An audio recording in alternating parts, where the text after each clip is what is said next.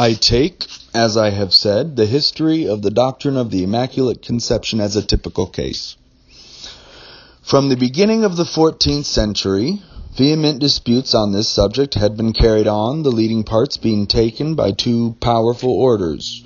The Dominicans, following their great doctor, Thomas Aquinas, holding that, though cleansed from original sin before her birth, Mary had been conceived in sin like others. And the Franciscans, after their great teacher, Scotus, exempting her from the stain by a special act of God's power. The Dominicans went so far as to accuse the asserters of the doctrine of the Immaculate Conception of heresy, and even charged with mortal sin those who attended the office of the Immaculate Conception, although that office had been authorized by papal sanction. And they charged with sin also those who listened to the sermons in which the doctrine was preached. The annual recurrence of the Feast of the Conception was a signal for the renewal of hostilities, and gave birth every year to scenes of the most scandalous kind. All this time, private Christians, puzzled by the most opposite statements of learned men on both sides, must have looked eagerly to the infallible guide in hopes to learn from him the true doctrine which they were to believe. But the judge was silent.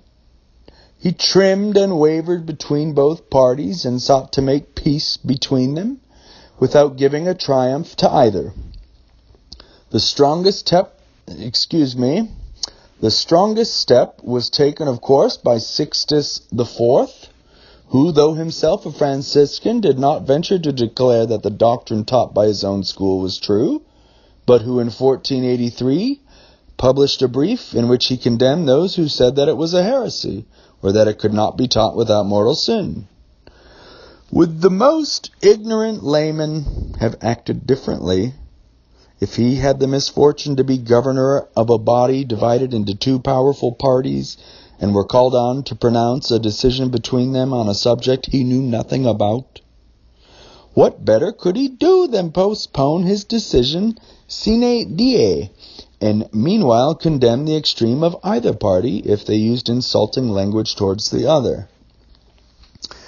At length, of course, came the Council of Trent, in the course of which it became necessary to draw up an article on original sin.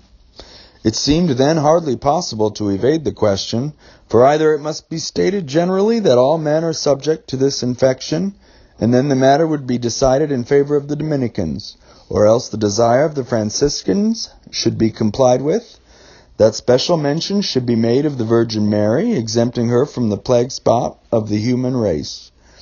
On this, naturally, a violent dispute arose.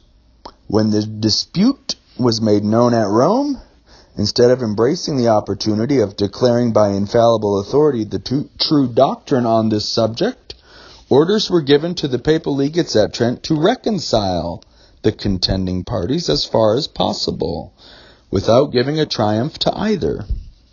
The directions were not to meddle with this matter, which might cause a schism among Catholics, to endeavor to maintain peace between the opposing parties and to seek some means of giving them equal satisfaction. Above all, to observe strictly the brief of Pope Sixtus IV, which forbid preachers to charge the doctrine of the Immaculate Conception with heresy. And in accordance with these instructions, the decree of the council was drawn up, the controversy was named, it was declared that the council left the matter undetermined, and renewed the brief of Sixtus IV.